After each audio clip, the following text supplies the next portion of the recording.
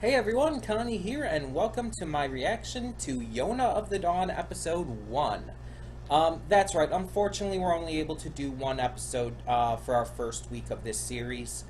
And it's mostly because, as I've mentioned, I am going off to Toledo, Ohio, tomorrow morning actually, for a convention. And I'll be gone all weekend, and I've still got some stuff I need to do before I leave.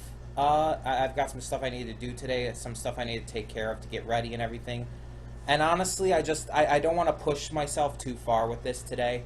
I've already done my reaction to Steins Gate Zero. I have to get to this, and then I just have so much to do, and it's just like I'm probably not going to get to the other series I wanted to start today. So yeah, it's just we got to do what we got to do, right? So. But we're still getting to it. We're still going to get to at least one episode. So, episode 1. What do I know about the series going in? I know its Japanese name is Akatsuki no Yona. I know the main character is named Yona, and I think she has red hair. I know some of the English dub voice actors. I am doing the dub, by the way. I know some of them, like there's Monica Rial, who I believe is the voice of Yona herself. There's Johnny Young Bosch, J. Michael Tatum, and so many other big-name voice actors for English dubs of anime. I don't know what it's about at all, but I think it takes place in like some kind of medieval times, like fantasy elements kind of thing. Otherwise, I know nothing. I don't know what the plot is about. I don't know like what kind of personalities the characters have. I'm almost as blind on this as you can be. Which is good. I enjoy that more often than not. This series was a voted on series, and what that means is, see, every 4 months I do something called the Mega Stream, in which I stream for 12 hours straight.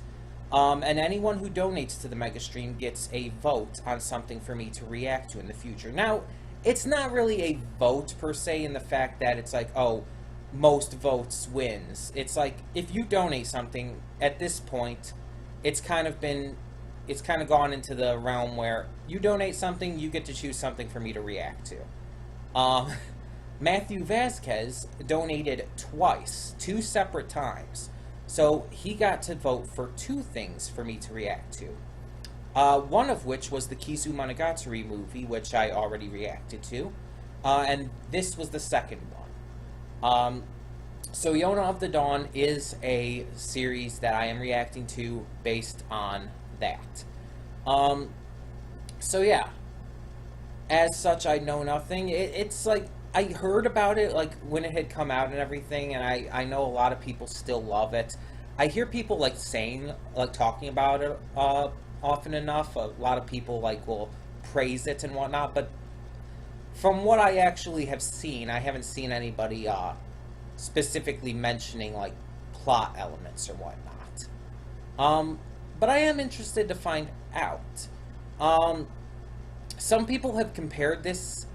Actually, I've heard some people compare it to Snow White with the red hair, which is interesting because I really actually loved that series, which is surprising too because I'm not usually a fan of slice of life romance shows.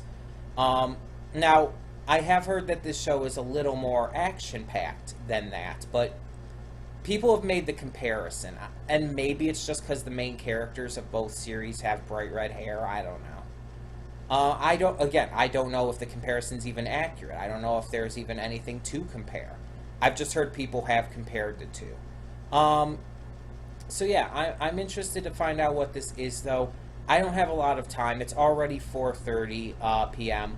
And like I said, I still have plenty of stuff to do to get ready to leave tomorrow morning to go down to Toledo. So I have to get into this.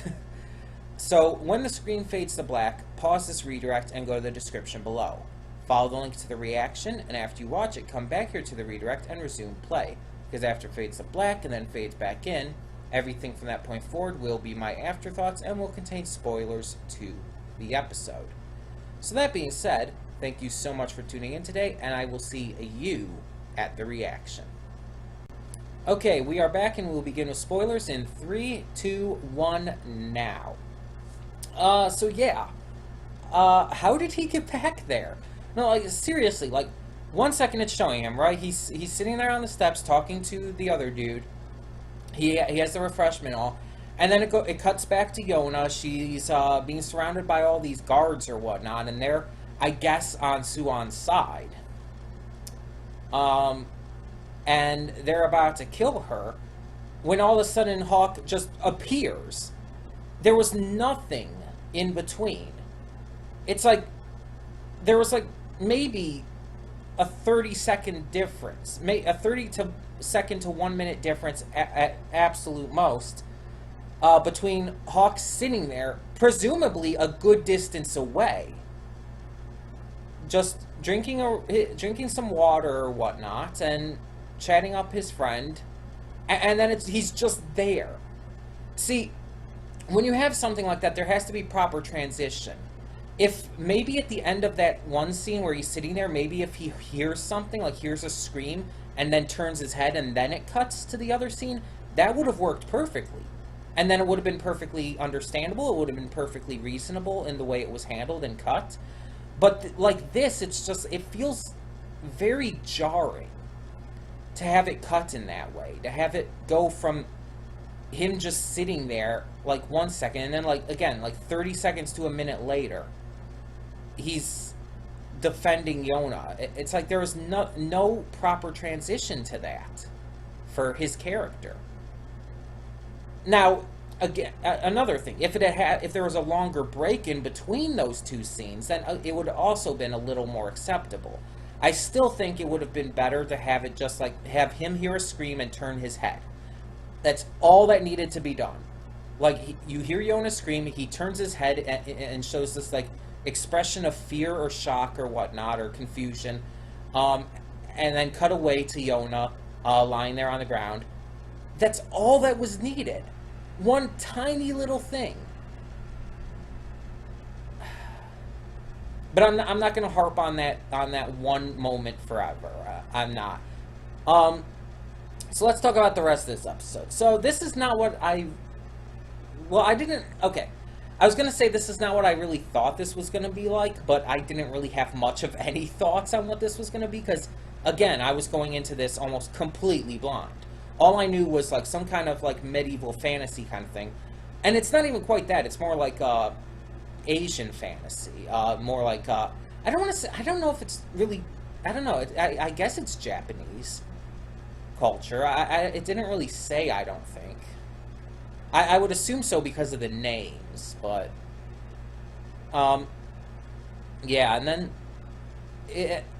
it's like this kind of fantasy setting. Yona is this princess who is kind of rebellious in a way, but not like super rebellious, not like obnoxiously so. Like you see all the time in different anime, cartoons, movies, video games, these characters who are like obnoxiously rebellious to the point of like everything they do has to be going against what their parents or guardian or whatever says. But Yona she's not that far.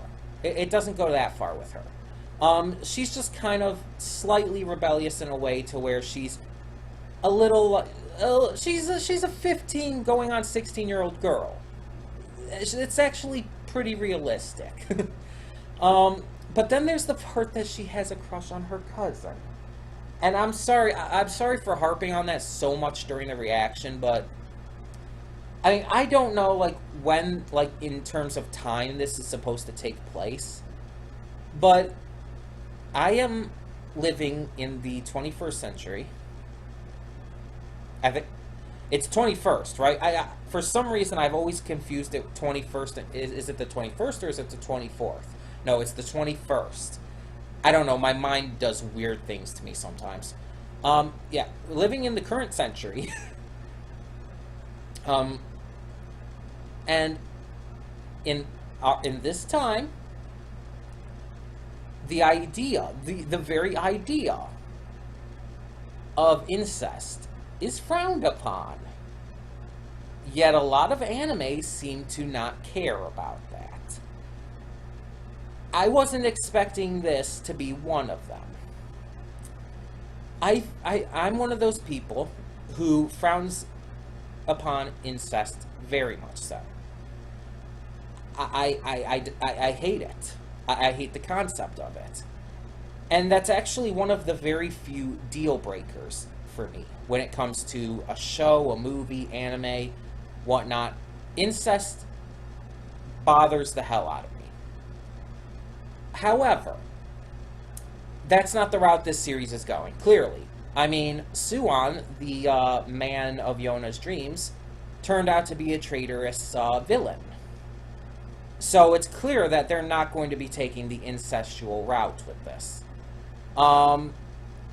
It was a little annoying that they had to go off, that they had to take that route in the first place. And it is incest, like straight up.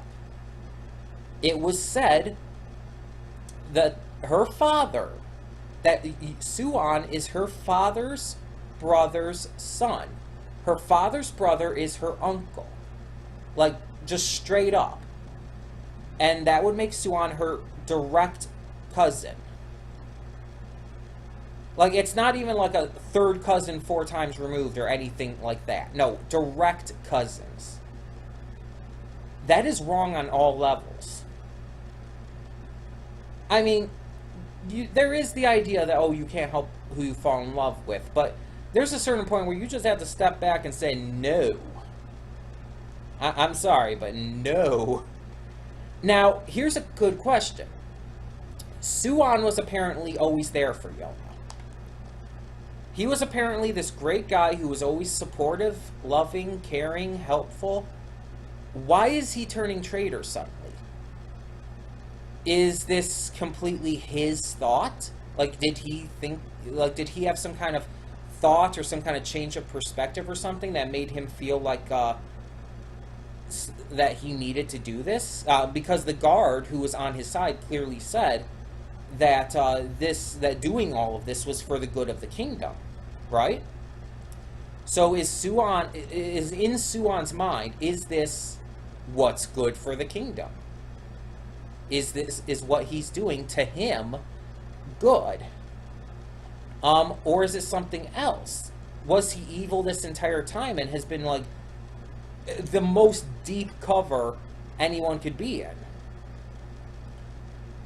There's like so many questions this raises. And just general thoughts on this first episode. The incest thing, there was some really weird dialogue, and just some of the deliveries were a little off.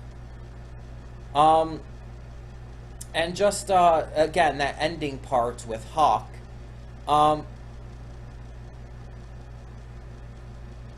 This series is interesting. And it's definitely not what I expected, and it's got some issues that I'm not really so sure about. But I am interested enough to find out where this goes with the story with Suan and everything. I want to know what Suan's goal here is. I want to know why he's doing this. So we will continue to next week. But I am saying this now, that this series will have to definitely improve for me to continue watching it. This first episode, if this is a sign of things to come, I'm probably not going to get a lot of enjoyment out of this show. If this first episode is a sign of things to come, it's not the humor. The humor was fine. The characters, in terms of personality and everything, are okay. Nothing, like, spectacular. The art and animation's good. The voice acting, I mean, I love these voice actors, so no issues there. My big issues are, like, with what I mentioned. Some of the dialogue felt a little off, but that's more, I guess, the writing.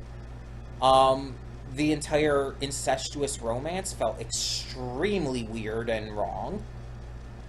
And then there was that scene at the end that just really felt jarring because of how just sudden it was.